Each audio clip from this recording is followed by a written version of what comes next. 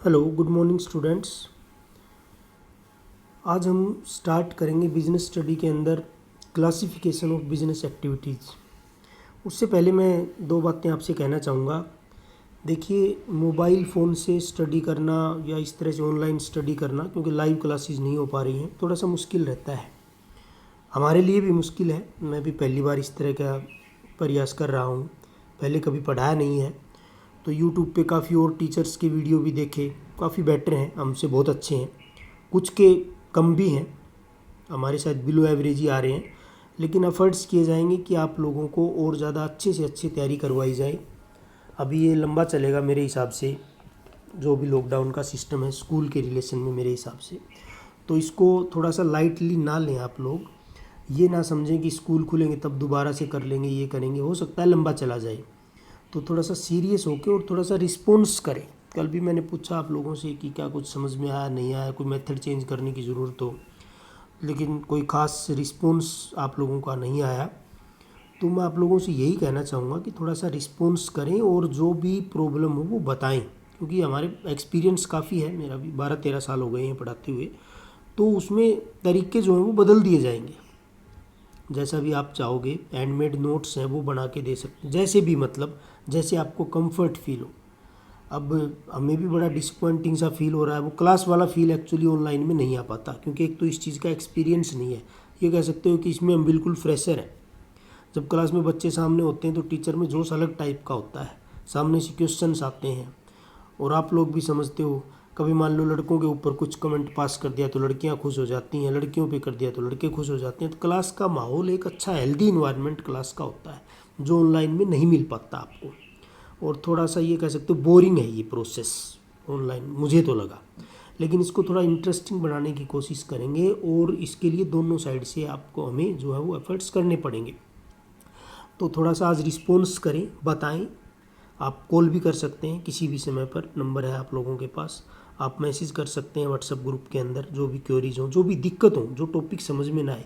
मैं कोशिश करूँगा और ज़्यादा इसको थोड़ा सा अच्छा इसमें रिफाइनमेंट लाने की, और वो देखेंगे आप डे टू डे ये अच्छा होता चला जाएगा। अभी थोड़ी एजिटेशन है मुझे भी, मैंने पढ़ाया नहीं ऐसे कभी, बोर्ड पे ही पढ़ाते हैं ज़्यादातर, बच्चे सामने होते हैं। तो कोशिश करेंगे और अच्छा करने की, लेकिन इसके लिए आपका सपोर्ट चाहिएगा। देखिए, तो प्लीज़ जो 6 बच्चे हैं, 6 के 6 प्लीज़ रिस्पॉन्स करें सारे के साथ। तो स्टार्ट करते हैं, अच्छे से टॉपिक को देखें, समझें। Classification of business activities. आप बिजनेस के बारे में पढ़ चुके हैं कि बिजनेस क्या है। बिजनेस के कई साइजेज हो सकते हैं जो कि हम आगे पढ़ेंगे। और एक इकोनॉमिक एक्टिविटी हम कह सकते हैं, हर कोई एंगेज है कोई ना कोई एक्टिविटीज़ के अंदर। ये बिजनेस क्या है कि इकोनॉमिक एक्टिविटी है। इकोनॉमिक एक्टिविटी मीन्स कि हमें धन कमाना है, भाई पैसे कमाने हैं, तो उसके लिए लोग लगे हुए हैं, तो बिजनेस एक्टिविटीज़ के अंदर। अब इसका क्लासिफिकेशन आता है कि बिजनेस के अंदर क्या क्या आता है।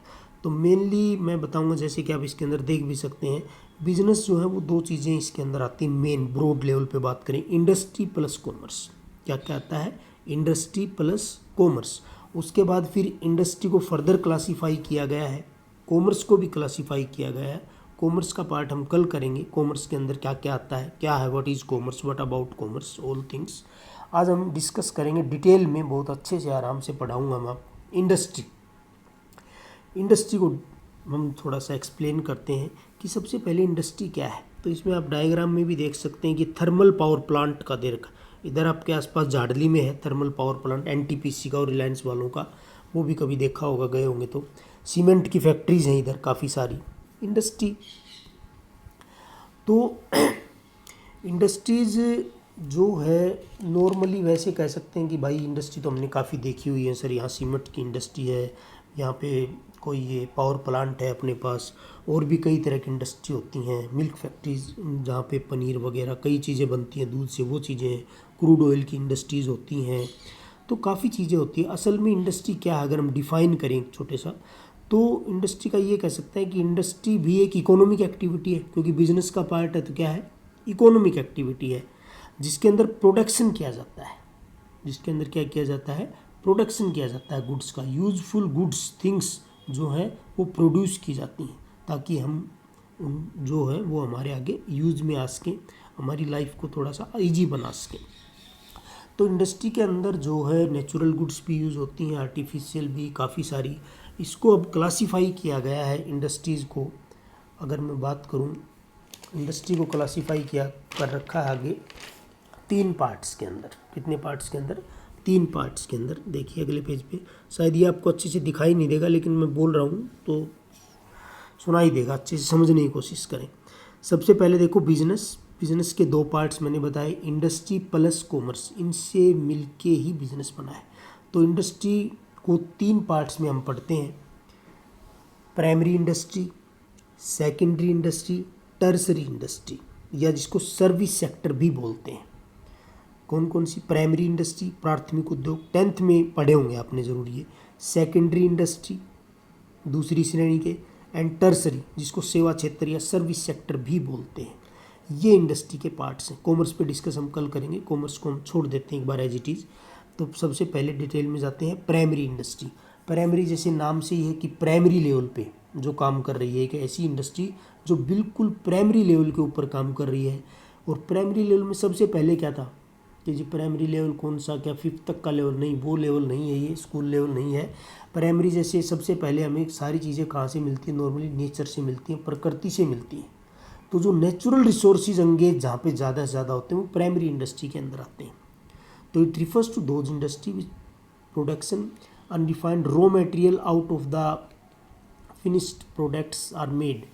इसके अंदर क्या है? Primary industry include those activities through which the natural resources are used. कौन से रिसोर्सेज यूज़ करेंगे हम इसके अंदर? नेचुरल रिसोर्सेज यूज़ करेंगे। प्राकृतिक जो भी हमें रिसोर्सेज मिले हुए हैं, नेचर से मिले हुए हैं, वो हम इसके अंदर यूज़ करेंगे। ये देखिए आ गया है प्राइमरी इंडस्ट्री। अंगेज इन एक्सट्रैक्टिंग, इसके अंदर इसको भी 2 पार्ट्स में बांटा गया है, genetic and extractive industry.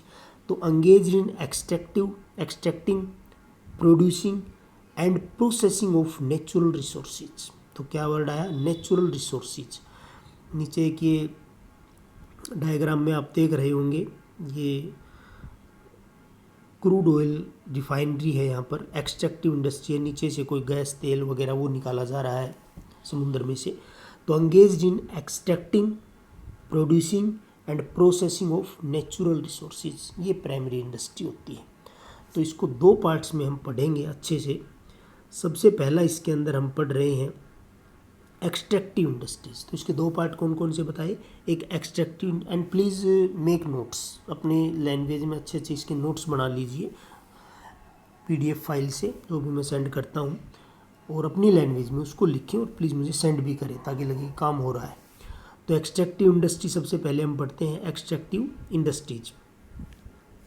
Extractive industry refers to those industries under which something is extracted. Something is extracted, और कहाँ से एक्सट्रैक्ट की जाएंगी? आउट ऑफ अर्थ, वाटर और एयर। इसमें देखा they are engaged in extraction या कलेक्शन कह सकते हैं of useful material from earth and sea. Earth and sea, ज़मीन के अंदर से। अब ज़मीन के अंदर से क्या निकलता है?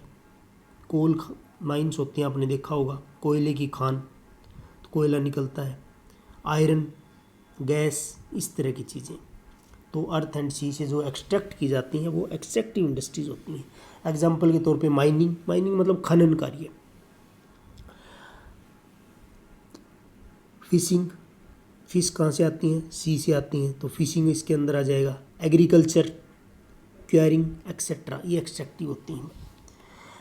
उसके बाद आगे फिर दे रखा है the product of these industries are इधर डायरेक्टली कंज्यूम्ड, या तो डायरेक्टली कह रहा है कंज्यूम कर ली जाती हैं, जैसे एग्रीकल्चर प्रोडक्ट की बात करें, और used as raw material by other industries. जैसे कोयला जो है उसको रॉ मटेरियल के रूप में यूज़ किया जाता है थर्मल पावर प्लांट्स के अंदर। आयरन निकलता है पीछे, उसको स्टील इंडस्ट्री में, स्टील एंड आयरन इंडस्ट्री में यूज़ किया जाता है। तो ये इसके अंदर एक्सट्रैक्टिव इंडस्ट्री के अंदर आता है। तो फिर से सुने कि एक्सट्रैक्टिव इंडस्ट्री क्या है। इसके अंदर कुछ ना कुछ एक्सट्रैक्ट किया जाता है, कलेक्ट किया जाता है out of the earth, water और एयर। इसके अंदर कोल, आयरन, गैस, ये इस तरह की चीज़ें आती हैं। तो ये एक्सट्रैक्ट की जाती हैं और फिर आगे इनको यूज़ किया जाता है। फूड ग्रेन वगैरह भी इसी के एग्जाम्पल हैं जो एग्रीकल्चर से हमें मिलते हैं। तो ये हो गया आपका एक्सट्रैक्टिव इंडस्ट्री। उसके बाद आता है जेनेटिक इंडस्ट्री। कौन सी दूसरे नंबर पे? दो पार्ट मैंने बताए थे प्राइमरी इंडस्ट्री के, genetic industry, extractive industries. Genetic industry और एक्सट्रैक्टिव। तो जेनेटिक्स के अंदर अब पढ़ेंगे engaged इन द रिप्रोडक्शन और multiplication of plants and animal. फिर से सुने, engaged इन द रिप्रोडक्शन और multiplication of plants and animal. ये जेनेटिक इंडस्ट्री क्या है कि refers to those industry under which the breed of animals, जैसे कि मान लो ब्रीड वाले एनिमल्स होते हैं वो पालते हैं, पशुपालन कह सकते हो हम भाषा में, पशुपालन, खेती करते हैं, फूलों की खेती, फलों की खेती और सब्जियों की खेती, तो वो सारी जेनेटिक्स के अंदर आती हैं। नीचे आप डायग्राम में भी देख सकते हैं, इसके अंदर देखो काफ़ी सारे आपको फ्लावर्स दिखाई दे रहे होंगे। उधर भेड़ बकरियां हैं, गाय पालते हैं, काफ़ी सारी डेयरी वाला जो सिस्टम है वो सारा इस जेनेटिक्स के अंदर आता है। तो इसके अंदर प्लांट न्यूट्रिशंस, पोल्ट्री फार्म्स, मुर्गी वगैरह, मुर्गी पालते हैं, पोल्ट्री हाउसेज होते हैं बड़े बड़े, कैटल ब्रीडिंग फार्म्स एक्सेट्रा, ये जेनेटिक्स के अंदर आते हैं। तो जेनेटिक इंडस्ट्री क्या है?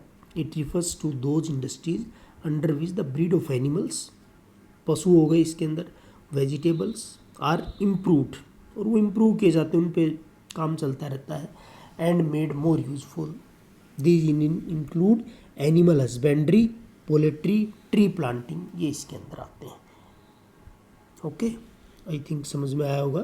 तो प्राइमरी इंडस्ट्री में हमने पढ़ा extractive industry and genetic industry, बिल्कुल सिंपल सा। एक्सट्रैक्टिव में ये समझो कि ज़मीन के नीचे से, समुद्र वगैरह से जो कुछ भी निकाला जाए यूजफुल थिंग्स एक्सट्रैक्टिव में आ जाएंगे।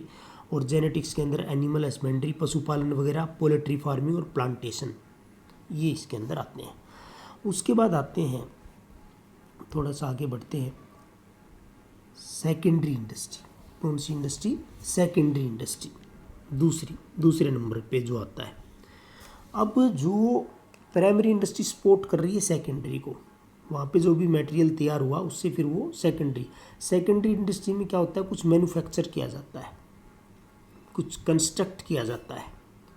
These are concern with the material which have already been processed at the primary stage, यानी कि प्राइमरी लेवल के ऊपर जो हमने प्रोड्यूस कर लिया उसको आगे उसको लेके आना, किसी यूजफुल थिंग्स में कन्वर्ट करना, that is secondary industry. Example के तौर पे दे रखा है manufacturing industries and construction industry. तो इसके दो पार्ट हैं इसके भी, जैसे प्राइमरी के दो पार्ट थे, कौन कौन से? Genetic industry and extractive industry. इसके भी दो पार्ट्स हैं, 2 पार्ट्स में इसको पढ़ेंगे। एक मैन्युफैक्चरिंग इंडस्ट्री, मैन्युफैक्चरिंग ये कह सकते हैं जैसे शूज़ बनाने की फैक्ट्री है, सीमेंट की फैक्ट्री है, टेक्सटाइल है जहाँ पे कपड़े बनते हैं, शुगर मिल है, तो ये क्या है? ये मैन्युफैक्चरिंग है। उसी तरह दूसरा इसका पार्ट है कंस्ट्रक्शन इंडस्ट्री। आगे बढ़ते हैं। कंस्ट्रक्शन इंडस्ट्री में जैसे कि ब्रिज की है, रोड है, इस तरह से बिल्डिंग वगैरह की। तो मैन्युफैक्चरिंग में पढ़ते हैं engaged with the conversion of raw material into finished goods। देखो हमने कॉटन उगाया, अब इसको कन्वर्ट करना है टेक्सटाइल में, कपड़ों में। तो ये क्या कर रहे हैं? रॉ मटेरियल को कन्वर्ट कर रहे हैं फिनिश गुड्स के अंदर। रॉ मटेरियल को किस में कन्वर्ट कर रहे हैं? फिनिश गुड्स, यानी कि कुछ ना कुछ हमने मैन्युफैक्चर किया है। इसके भी आगे इसको फर्दर डिवाइडेड कर रखा है 4 पार्ट्स में। टिम्बर को फर्नीचर में कन्वर्ट कर दिया, मैन्युफैक्चरिंग है। लकड़ी से क्या बना दिया हमने? फर्नीचर बनाया, ये भी क्या है? मैन्युफैक्चरिंग इंडस्ट्री है। फिर देखो आगे, manufacturing industry they change the form of goods, raw material को किस में बदल देती है? फिनिश गुड्स के अंदर बदल देती है। एंड दस क्रिएट फ्रॉम यूटिलिटी, और इससे यूटिलिटी जनरेट होती है, जिससे कि हमारा जो वांट्स पावर, हमें कुछ ना कुछ सेटिस्फेक्शन चाहिए गुड्स से, वो हमें मिलता है। रॉ मटेरियल को किस में कन्वर्ट करते हैं हम? फिनिश गुड्स के अंदर। सीमेंट बनती है, 3-4 चीज़ों को मिलकर बनाई जाती है। इतने मैन्युफैक्चरिंग इंडस्ट्रीज हैं। और आगे दे रखा है they produce consumer goods, industrial goods, capital goods. तो मैन्युफैक्चरिंग इंडस्ट्री के अंदर कंज्यूमर गुड्स जैसे ब्रेड बिस्किट कंज्यूमर गुड्स हैं जो हम यूज़ करते हैं। कपड़ा भी कंज्यूमर गुड्स है। इंडस्ट्रियल गुड्स, इंडस्ट्री में जो मशीनरी बड़ी बड़ी यूज़ होती हैं, या रॉ मटेरियल के रूप में कुछ रबड़ यूज़ होता है, प्लास्टिक यूज़ होता है, वो है। और कैपिटल गुड्स कैपिटल गुड्स के अंदर मशीनरी वगैरह आ जाएंगी जो लॉन्ग टाइम के लिए यूज़ होती हैं। अब आता है टाइप्स ऑफ मैन्युफैक्चरिंग इंडस्ट्रीज़ कि इसके टाइप्स क्या क्या है। तो सबसे पहले इसमें पढ़ेंगे analytical industry. Analytical industries, analysis and separate different element from the same material. एक ही मटेरियल से कई चीज़ें बना देना, एक ही मटेरियल से क्या बना देना, कई चीज़। जैसे ज़मीन के नीचे से आपको पता होगा क्रूड ऑयल निकलता है। कौन सा ऑयल निकलता है? क्रूड ऑयल, कच्चा तेल। उसको बाद में मशीनरी से रिफाइन करके उसमें से पेट्रोल, डीजल, गैसोलीन, इस तरह की चीज़ें प्रोड्यूस होती है। आई बात समझ में? तो एनालिटिकल इंडस्ट्री में क्या होता है कि एक सिंगल प्रोडक्ट से आप जो है उसको कन्वर्ट कर देते हैं यूज़फुल, उसमें कई सारे प्रोडक्ट बाद में आपके पास आउटपुट के रूप में आते हैं। तो ऑयल रिफाइनरी इसका सबसे अच्छा एग्जांपल है एनालिटिकल इंडस्ट्री का। अब याद नहीं रहती कई बार चीज़ें कि भाई कैसे याद रखें, तो मैं एक सिंपल सा वैसे नॉर्मल एग्जांपल बताता हूँ घरों का अपना। जैसे कि हमारे पास मिल्क होता है, मान लीजिए मिल्क है, दूध, तो उससे देखो कितनी चीज़ें बन सकती हैं दूध में से, है ना। दूध से हम दही भी बना सकते हैं। उस दही से फिर आगे उसको अगर और प्रोसेस में डालें थोड़ा सा, तो उससे घी भी, मक्खन जिसको बोलते हो तुम, वो निकल जाता है। उस मक्खन को और ज़्यादा गर्म करें बाद में तो घी, रिफाइंड फॉर्म में घी आ जाता है आपके पास। बाद में जो बचता है वो लस्सी बच जाती है। तो काफ़ी चीज़ें हुई ना दूध से। तो उसी तरह एनालिटिकल इंडस्ट्री के अंदर भी क्रूड ऑयल से पेट्रोल है, गैसोलीन है, डीजल है, ये सारी चीज़ें तैयार होती हैं। उसके बाद बी नंबर पे है सिंथेटिकल इंडस्ट्रीज। कौन सी इंडस्ट्री? Synthetical industries. इसके अंदर क्या है, 2 या 3 तरह के रॉ मटेरियल को आप मिक्स कर लेंगे। 2-3 तरह के रॉ मटेरियल को मिक्स करके एक कोई प्रोडक्ट बना देंगे। जैसे कि सीमेंट की फैक्ट्री है, तो सीमेंट में कोल भी यूज़ होता है, जिप्सम यूज़ होता है, लाइमस्टोन यूज़ होता है ना। सीमेंट के अंदर लाइम, जैसे लाइम दे रखा है, लाइमस्टोन, सिलिका, है ना, मैग्नीशिया, कोयला वगैरह। तो यहाँ से क्या बनता है? सीमेंट की फैक्ट्री। तो इसमें 2-3 चीज़ों को, पहले वाली में क्या था, 1 से 3-4 चीज़ें बन रही थी। यहाँ पे 3-4 तरह के रॉ मटेरियल को मिक्स करके एक सिंगल प्रोडक्ट बना दिया हमने, सिंथेटिक इंडस्ट्रीज। और फोर्थ वन इज प्रोसेसिंग, यानी कि इसमें प्रोसेस होता है। गन्ना आया, शुगर केन, एक मान लीजिए शुगर मिल है, उसके अंदर सबसे पहले क्या आता है? शुगर केन, गन्ना आता है। अब गन्ने को प्रोसेस में डाला जाता है, तो उससे क्या आता है? उसका रस निकलता है गन्ने का। फिर उससे आगे प्रोसेस में गुड़, शुगर, ये इस तरह की चीज़ें। उसी तरह पेपर इंडस्ट्री है। तो प्रोसेसिंग इंडस्ट्री के अंदर क्या होता है कि यूजफुल थिंग्स में कन्वर्ट करने के लिए रॉ मटेरियल को डिफरेंट प्रोडक्शन प्रोसेस से गुजरना पड़ता है।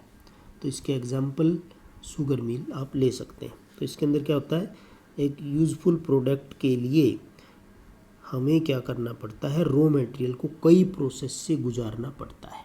That is processing industry. यानी कि हमने क्या किया, इसके अंदर प्रोसेस किया है। क्या किया हमने? इसके अंदर हमने प्रोसेस किया है। उसके बाद आता है assembling industry. Last one is assembling industry. Assembling different component parts to make a new product. जैसे कंप्यूटर बनता है, तो कहते हैं, कई बार शॉप पे आपने ख़रीदा होगा कि हमें एक पीसी चाहिए। आजकल लैपटॉप ज़्यादा ले लेते हैं, तो उसमें भी ये कहते हैं कि भाई कंपनी का है कि असेंबल्ड है। नॉर्मल हम आम भाषा में ये बोलते हैं कि ये कंपनी की चीज़ है, असेंबल किया। असेंबल मतलब डिफरेंट पार्ट आए वो उसके अंदर असेंबल कर दिया। हालांकि जो कंपनी के हैं वो भी असेंबल्ड हैं। तो असेंबलिंग इंडस्ट्री में यही होता है कि आप इसके, जैसे मोबाइल फ़ोन है, उसमें भी काफ़ी सारे पार्ट्स लगे हुए हैं, है ना। साइकिल है, साइकिल में भी काफ़ी पार्ट्स। कार इंडस्ट्री है, कार में भी देखो जैसे टायर लगते हैं, है ना, सीट अलग है, उसकी बैटरी अलग है, इंजन अलग है। तो ये सारी क्या है, ये असेंबलिंग इंडस्ट्रीज होती हैं। तो इसमें आप ऑटोमोबाइल सेक्टर कह सकते हो, कंप्यूटर, मोबाइल फ़ोन, बिल्कुल आसान सा असेंबलिंग इंडस्ट्रीज। तो ये इसके पार्ट्स हमने पढ़े मैन्युफैक्चरिंग इंडस्ट्री के। Analytical industry, synthetic industry, processing industry और असेंबलिंग इंडस्ट्री।